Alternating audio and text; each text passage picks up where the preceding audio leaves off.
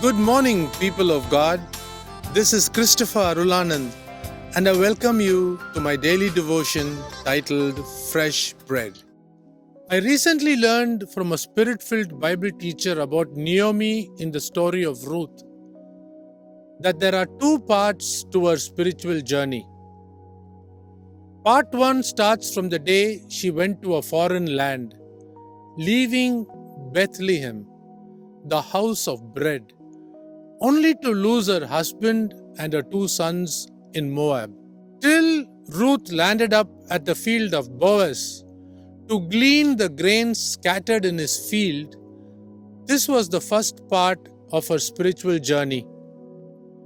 Part 2 begins with Ruth meeting Boaz, a typology of Jesus Christ in the field.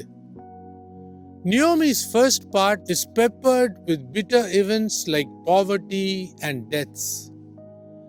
In the second part of Naomi's life, we find that Yahweh begins to work in her broken family. It is believed that by Jewish values and customs, she obeyed her husband, and it was because of this reason she went to Moab.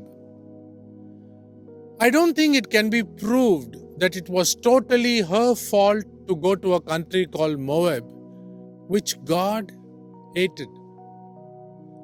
Did not Jeremiah come up with a greater lament than Naomi when he said, "Cursed be the day on which I was born"? For reference, read Jeremiah chapter 20, verse 14. I think there is nothing wrong in Naomi calling herself Mara, which means bitter. In fact, she discouraged her 2 daughters-in-law not to come along with her, but make their own choices, thinking that God's favor was not upon her. But Ruth, her second daughter-in-law, was stubborn when she replied, "Don't urge me to leave you or turn back from you. Where you go, I will go, and where you stay, I will stay. Your people will be my people, and your God, my God." Read Ruth chapter 1, verse 16. I wish we as followers of Jesus Christ followed him this way. Remember, God allows evil in our lives only to turn evil into good. That is why 30 times in the book of Job, we find God mentioned as El-Shaddai, that is, the one who was and is able to restore our fortunes till this very day.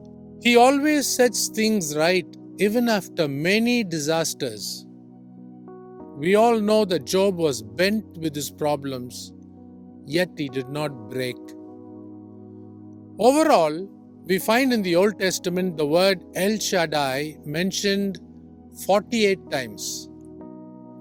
In Ruth 1:20, Naomi says, "El-Shaddai has dealt with me bitterly." Problems come not to make us bitter, but better. From these conversations, we know that Naomi knew God as El-Shaddai. Let me close by pointing to you one more verse from the book of Revelation.